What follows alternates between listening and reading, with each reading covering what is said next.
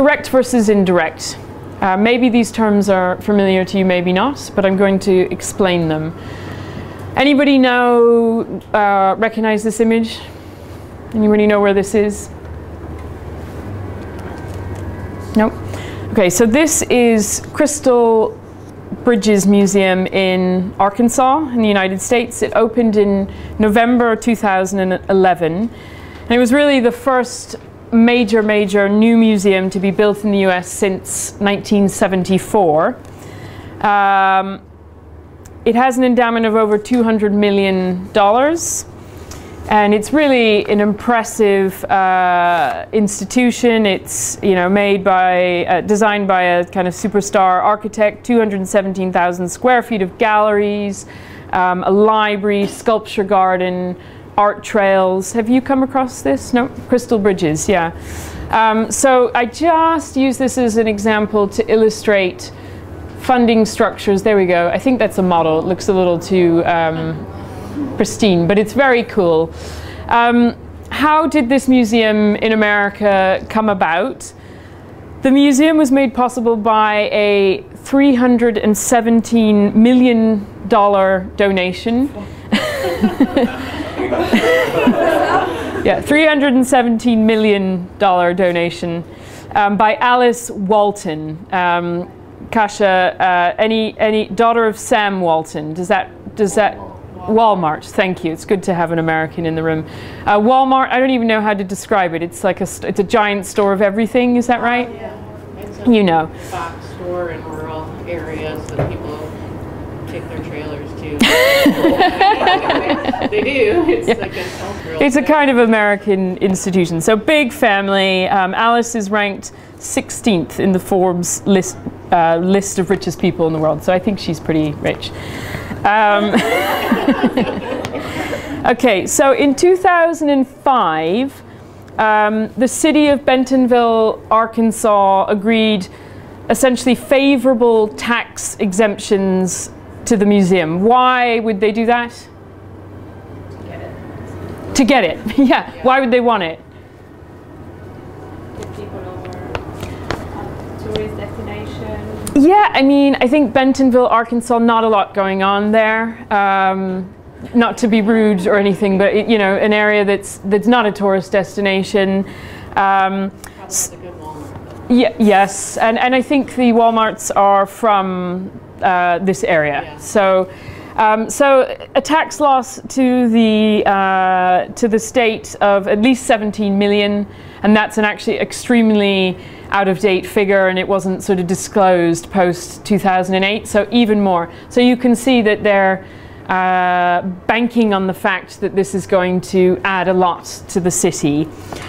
So this is really an example to illustrate 2 points about the American system, which is actually quite different from the UK system and the European system. The American system is very much based on individual donations and tax exemptions. That's what drives the funding system in America. Okay. Essentially, we have then two modes of funding. Interestingly, the UK is kind of somewhere in the middle. You have direct subsidies, which occur when the simple way to understand this is governments write checks to institutions. That's it. In the case of the UK, it's a little complicated. The Department of Culture, Media and Sport writes a check to the Arts Council, who then writes a check to the institutions. So it's a slightly removed process.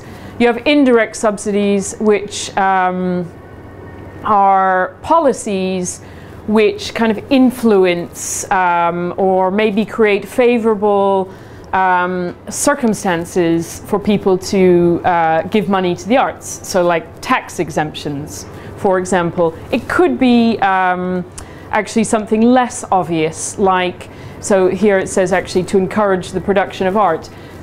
Being a democracy and having free speech, that is a policy which actually promotes art, right? That's one of the reasons why, well, the Chinese art market has changed so much in recent years as the kind of freedom of expression and opening up of markets changes.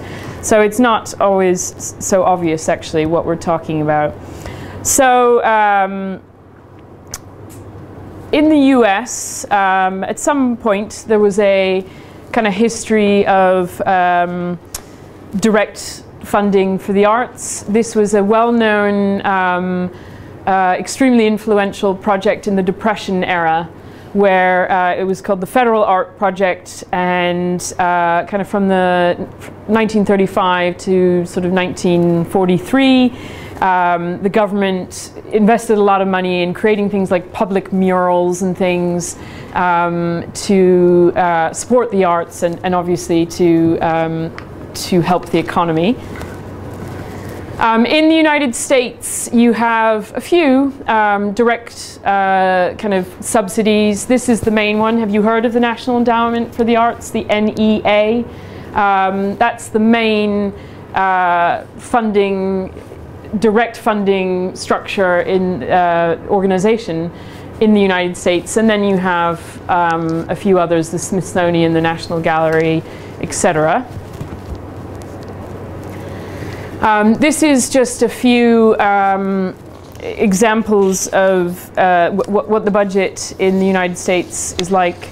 So I don't have completely up-to-date figures, but you can see, you know, actually in the 80s and the 90s, it was much higher than it is even today. And to put that in perspective, okay, this movie, the 1997 movie Titanic, cost $200 million to make.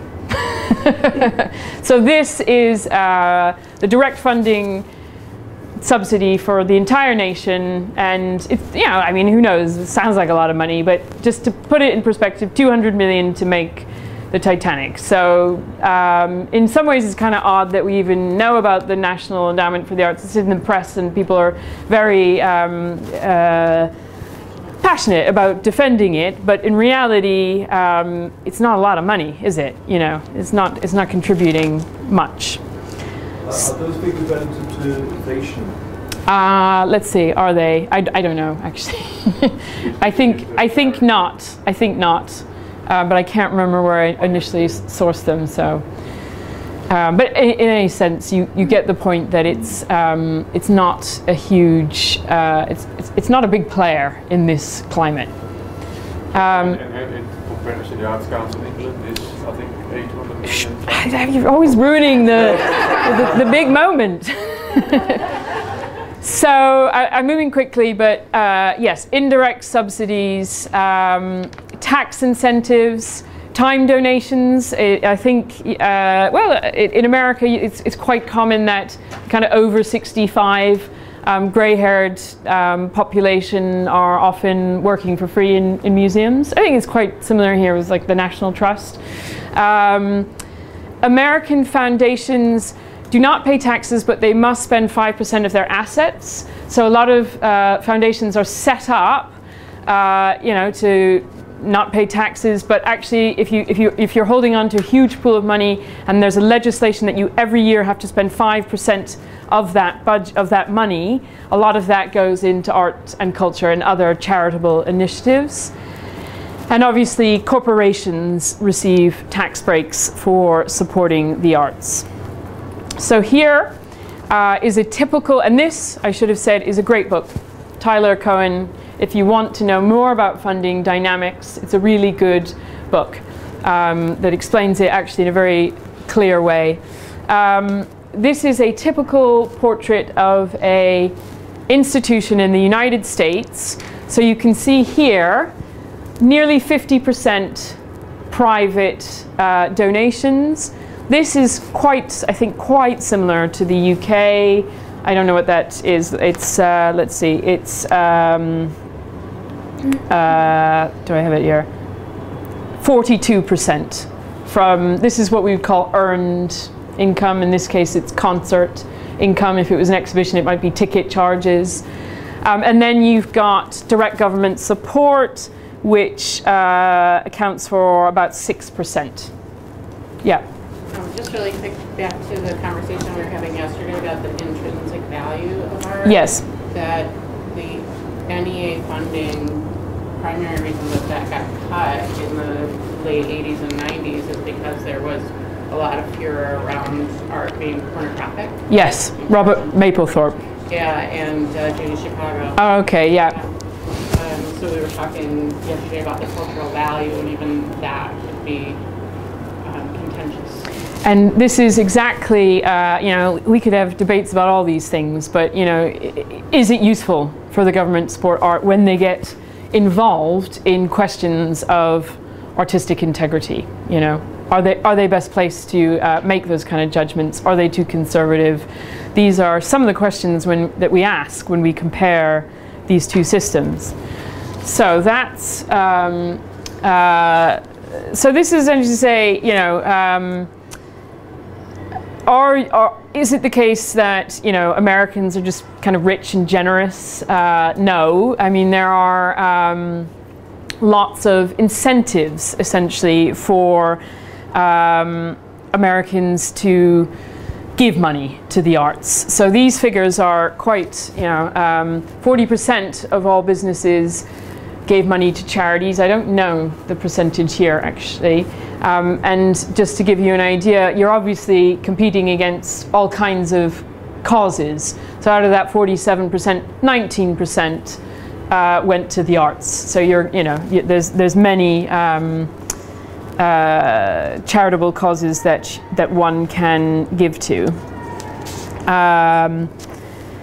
People give to the arts for many reasons. You know, sometimes it is that you're passionate about it, and but I think it's alongside the kind of tax incentives, essentially, in America that are in place to encourage this economy.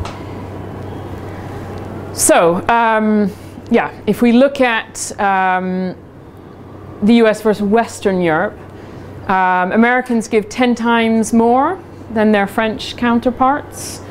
Until recent times, and this could, I mean, I could even say I think 90%. Until recent times, it was common for a German or a French theatre. I think Italy is quite similar, 80 to 90% kind of government support. Yeah, 80% of its funding directly from the government. This is changing. I think it's changing everywhere in this age of austerity.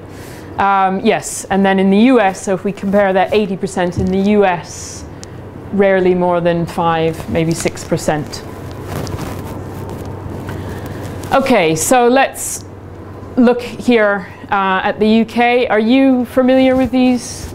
These are the main direct subsidies in the UK. So you have the Department for Culture and Media and Sport, which does give directly to some national institutions. Like the V&A, the Science Museum. Then you've got the Department for Culture and Media and Sport writes a massive check, ruining the punchline again, writes a big check to the Arts Council, who then is essentially is the body that, you know, are the experts that distribute that money through various different schemes, directly to institutions, and in some case through kind of strategic funds. Then you have national lottery funding, which is the lottery, and it goes to a number of different causes, but the Arts Council gets some of it. And this is quite contentious because it was set up to do kind of exceptional things, so not run institutions, but as we have less money, it's now going into kind of running institutions. It was supposed to be extra things. And Sorry, running, you mean operational? Yeah, yeah, so grants, it's called the National Portfolio Organizations. It used to be called Regularly Funded Organizations, and it's a grant that's given to about 650 institutions in the UK for 3 years to cover operating costs. So that's the kind of, these are the kind of quasi government institutions, like the ICA was one of these national portfolio organizations. So there's less money, so there's a bit of worry about the National Lottery is completely dependent upon how many people play the lottery. The other thing that's contentious about it is more people play the lottery in poor areas. There's many more tickets being bought in the north of England, yet a lot of the National Lottery money goes to London. So that's another source of contention. Local authority support. So this is what's always in the news, the Arts Council, but actually the biggest player in funding in the UK is local governments. And that's actually what most people are worried about. There is currently no legislation that you have to contribute any percentage of your budget to the arts. So there have been councils that have slashed the arts budget to 0. So there's a lot of pressure to create like a minimum, you know, 2%, 1%, 0.2%, whatever it is. But this varies. But for whatever reason, I think because this is a sort of national initiative, this is what's always in the news. The Arts Council's budget has been cut. And I think this is the thing that many of the people in the arts sector are actually worrying about, is this local authority support. Especially with Osborne cutting the funding to local authorities. Exactly. Rejigging. So a lot of, you know, as we know, arts is very often the first thing to go. You know, that's just the reality.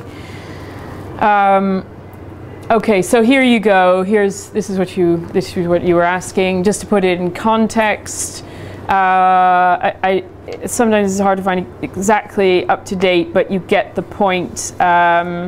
So the UK is obviously a much less populated place than the States, but certainly, let's see, yeah, 768 million versus 154 million. So that's quite a significant difference.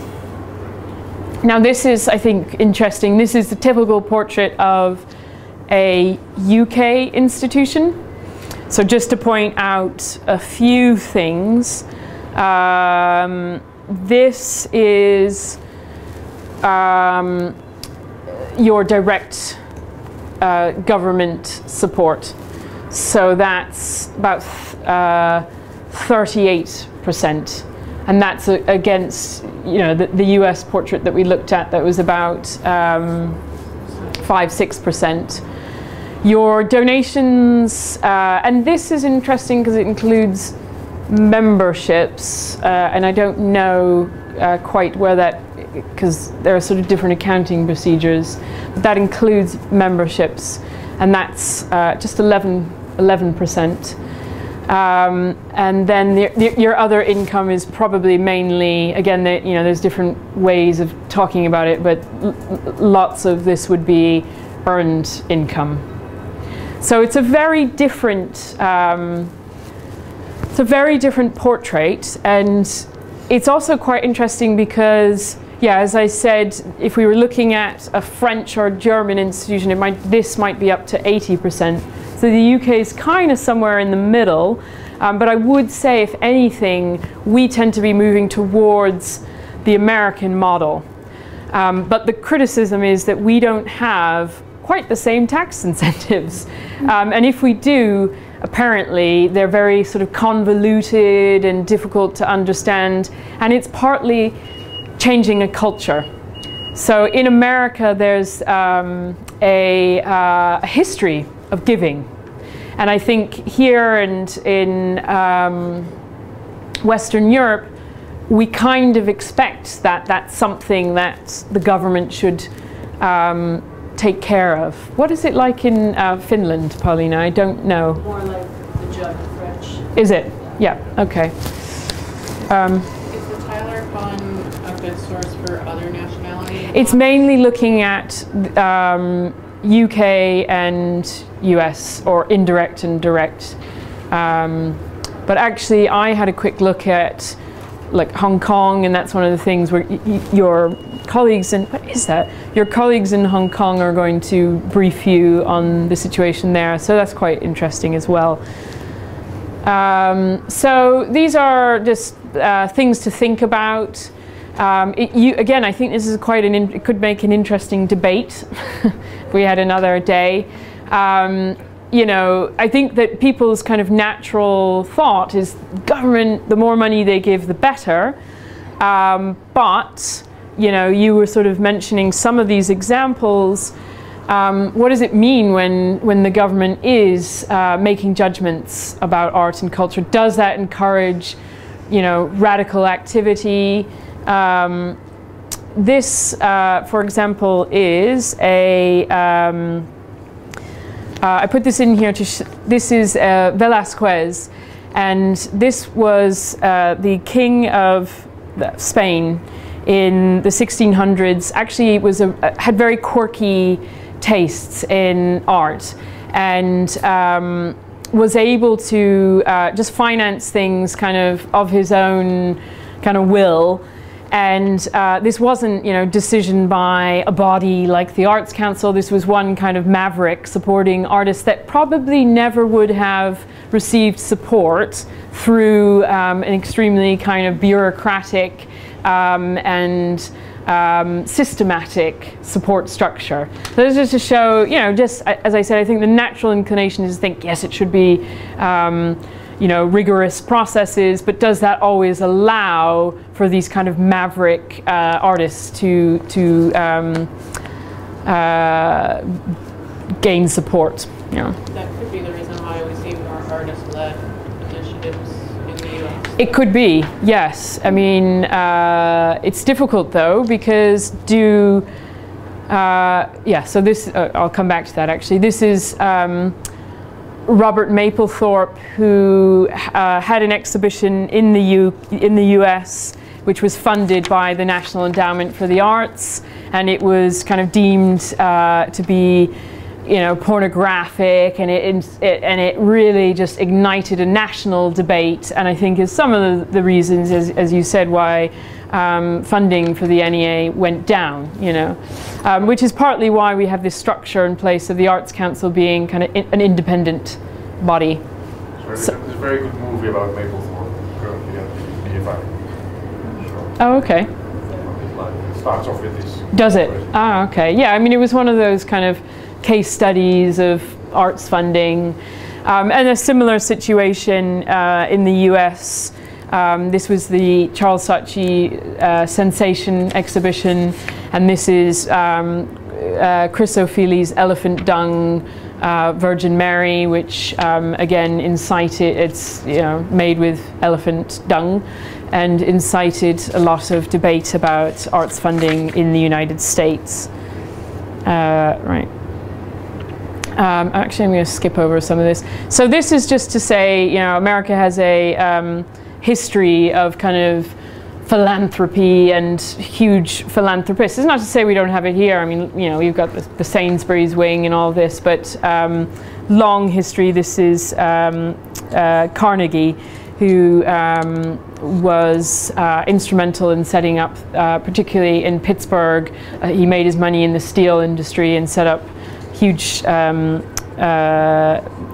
institutions and universities in the US. Okay, so the other kind of major driving force in the US is businesses, and we began to talk about this yesterday.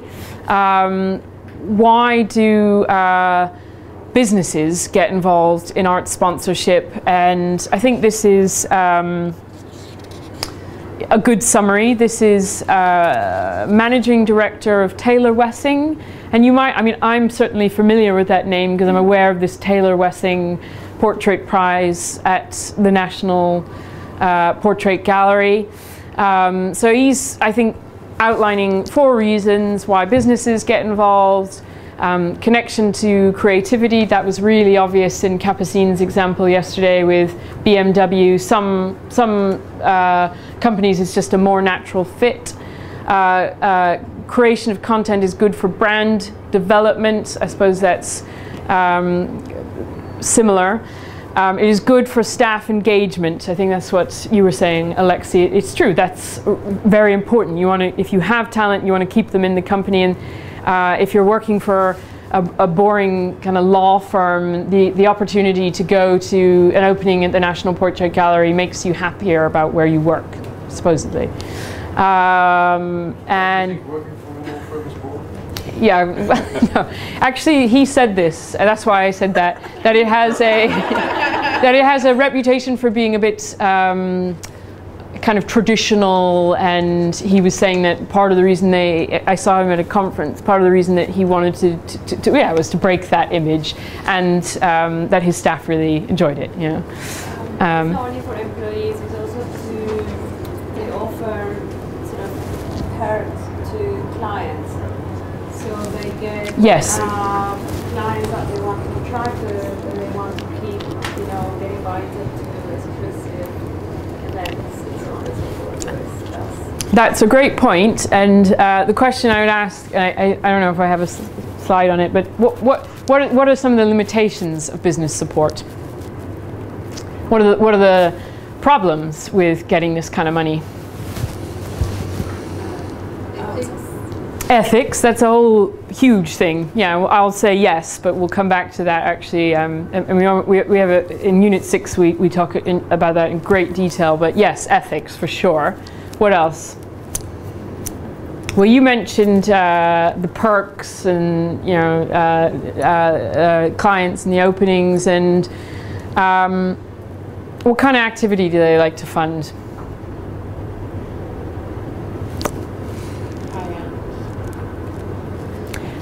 Yes, high-end. What do you mean by high-end? All things that they want to bring their clients. Yeah, things they want to. Yeah, so it's big events. Let's see, this kind of thing. It's very hard to get, well, business support for core operating costs. Nobody wants to pay to, you know, keep the loos stocked with loo roll, you know, or the lights on, do they? You know, they don't. They want to be branded, and they want capital projects. They want openings. So this kind of money is often ring-fenced for certain activities, and it can be institutions nearly always say that they struggle to get funding for core operating costs. That's what that was. Sorry, what was that, Irina?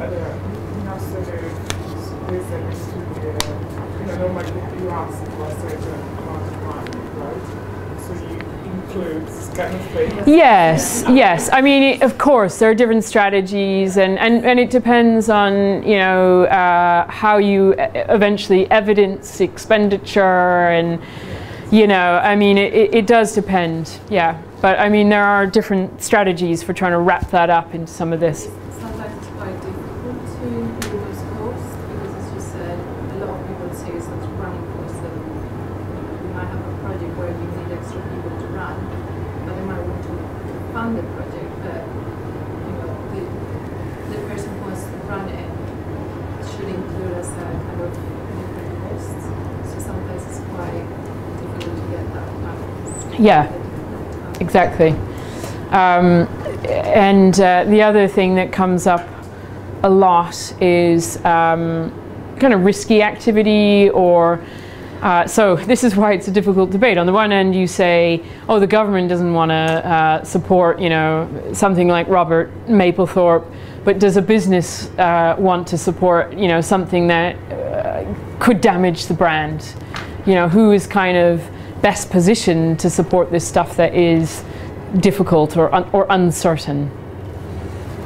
Also, companies use it as a way of rebranding themselves after sad things have happened to them. And it quite often happens in my area that the only people that got money from it are the people that just had bad publicity and bad press. I think also in a maybe in a less open way, they might want to influence the content. Yes, in some cases. it's true.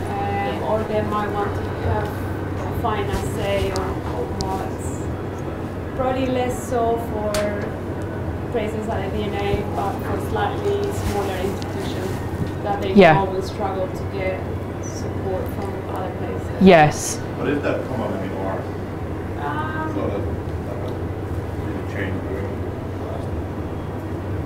I think it wouldn't happen so openly, but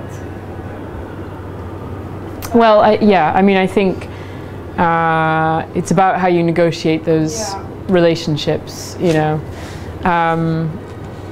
The other thing is also that is fine for the V&A to try and find this kind of sponsor, but it's much harder for smaller, less high profile outside of London. Yeah. And this is one of the things I want you to address this afternoon in your own kind of research is what are the issues, you know, that the sector is confronting. And certainly one of the major ones is this disparity between London and the regions, and that's potentially exacerbated as we move to a model that relies on private support, because are you going to put your brand in London or Hull? You know, some like Liverpool has been quite good at attracting kind of local businesses, and so there are examples, but it's a challenge. It's a challenge also for smaller institutions. And the other thing that's very challenging, we're talking all about this, and this is all organizations. What about artists? You know, how do they access support? And that's one of the big questions. And even the critiques leveraged at the Arts Council is most of their funding goes to organizations. There are, in the Grants for Arts program, you know, there's a little bit of money that individuals can apply for, but you know, presumably we need artists to have art institutions, you know, so that's one of the major issues there. Okay, that's my speed crash course in arts funding. Let's see, do you mind if we do the art market? I'm going to keep it quite brief, and I don't want to kind of chop and change, but are you okay if we just do that, like just to give you a few terms, and then you're going to research and look at some of these dynamics, and we come back to these things